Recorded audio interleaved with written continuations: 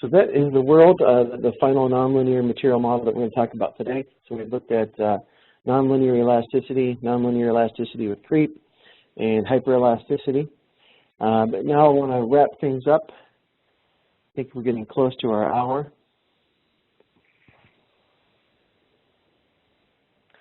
With composites. So the nice thing about composites is, like all our other analysis, it's not really too different from the setup for a typical linear static analysis. Where things differ is in the definition of the layers for the composite. So let me crack open an example, and we'll get through this in 5 minutes or less, because I know everybody's got work to do. Any questions on hyperelasticity while I'm getting the mountain board example opened up?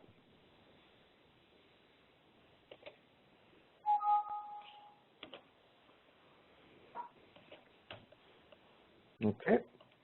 So I'm looking in the chat panel, just so you know, not the Q&A panel right now. So we've got a mountain board here, and the study that we're going to analyze on this is a static equivalent load. So it's a static analysis, but we've got an impact load that's being applied, and this is the model in 3 dimensions. But the shells, or the composites, we use a shell element. So if you've been doing any simulation, you're probably familiar with the shell mesh.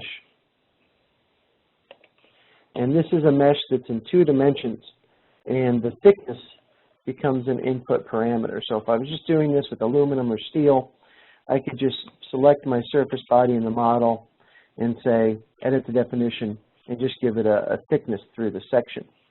Now, with composites, what we're doing is we have a model that works behind the scenes that's emulating all the different layers of our composite.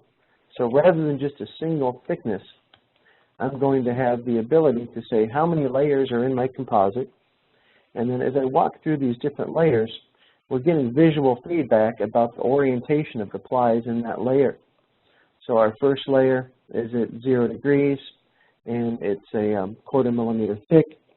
Our second layer, we get the visual feedback of the different orientations. And we told it that it's a symmetric layup, so that once we get to the core, which is our balsa at 0 degrees, it's automatically repeated.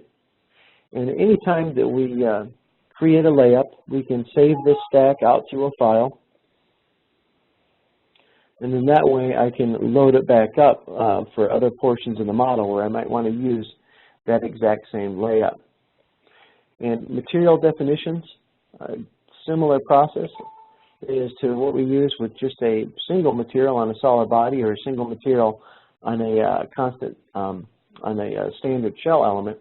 Is when we get into our material library here, and with composites, we're generally going to use an orthotropic material, which means that there's directionality to the strength of the material and the stiffness. So not only do we get a modulus in one direction, we could have a modulus in all 3 directions. And conversely, same for Poisson's ratio and for our strengths. So the process as far as setting up the loads is the same as what you might use in linear statics. Things only change when we're defining the thickness of our shells, because we can define a composite layup. And in this model, we have 2 forces at the bindings, and then we have reacting forces, and these are actually equal and opposite. So I can use what we call an inertia relief property in the simulation. There's absolutely no fixtures in this case, because our forces are equal and opposite, and we have the inertia relief turned on. So we don't need to fixture the board, because that would kind of abnormally fixture it, because we're kind of emulating, coming off a dirt mogul. This is a mountain board, so kind of an off-road skateboard. And the big delta with composites is going to be really in how we look at our results. So you'll notice the stresses here are per ply. And when I right-click and edit definition here, we can look at stresses at individual plies, or we can say I just want to do a maximum across all the plies. And then the other thing that we might care about is going to be interlaminar shear stresses. So when I'm selecting my stresses to plot, I'm going to be able to look at shear stresses between the layers and what's the likelihood of delamination, because that's a big failure mode for composite materials.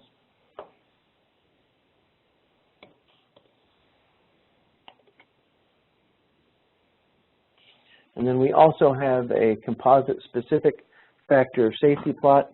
So the world of composites, not the same as aluminums and steels, and we have a specific factor of safety that we can use to evaluate whether we're a pass or fail.